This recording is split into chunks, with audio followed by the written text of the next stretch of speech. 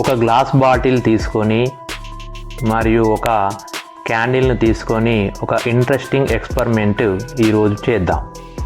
ముందుగా బాటిల్ క్యాప్ని ఈ విధంగా కట్ చేసుకోవాలి, ఎందుకంటే అందులో నుండి ఎయిర్ లోపలికి వెళ్ళే విధంగా ఉంటుంది.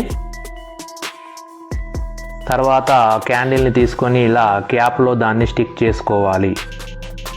ఈ విధంగా స్టిక్ చేసిన క్యాండిల్ని ఆ గ్లాస్ బాటిల్లోకి ఇన్సెర్ట్ చేయాలి. ఇప్పుడు గ్లాస్ బాటిల్ లోపల ఉన్న క్యాండిల్ని వెలిగించి పైన క్యాప్ పెట్టి చూద్దాం.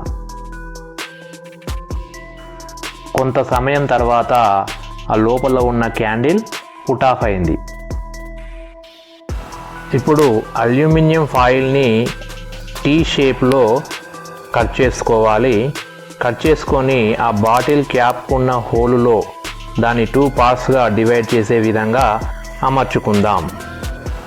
ఇప్పుడు క్యాండిల్ని మళ్ళీ వెలిగించి బాటిల్ క్యాప్ని మళ్ళీ టైట్గా బిగించి అందులో ఈ టీ షేప్లో ఉన్న అల్యూమినియం ఫాయిల్ని ఉంచుదాం.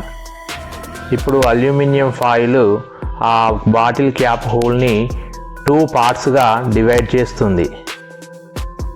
ఇప్పుడు క్యాండిల్ ఆరిపోవడం లేదు, చూశారా? ఎందుకు ఇలా జరుగుతుంది అంటే అల్యూమినియం ఫాయిల్ ఆ క్యాప్కి ఉన్న హోల్ని 2 భాగాలుగా విభజించింది.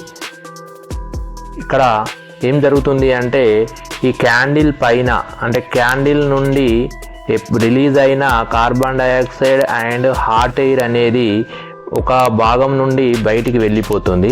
అలాగే చల్లని గాలి రెండో వైపు నుండి లోపలికి వెళ్తుంది.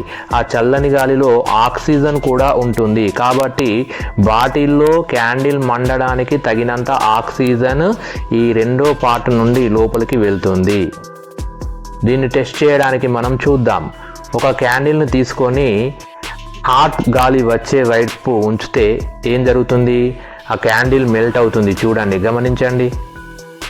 ఎందుకంటే అక్కడ నుండి హాట్ ఎయిర్ కార్బన్ డైఆక్సైడ్తో కూడిన హాట్ ఎయిర్ బయటికి వస్తుంది. కాబట్టి క్యాండిల్ వాక్స్ అనేది హాట్ ఎయిర్కి మెల్ట్ అయి అందులో పడిపోతుంది. చాలా జాగ్రత్తగా గమనించండి.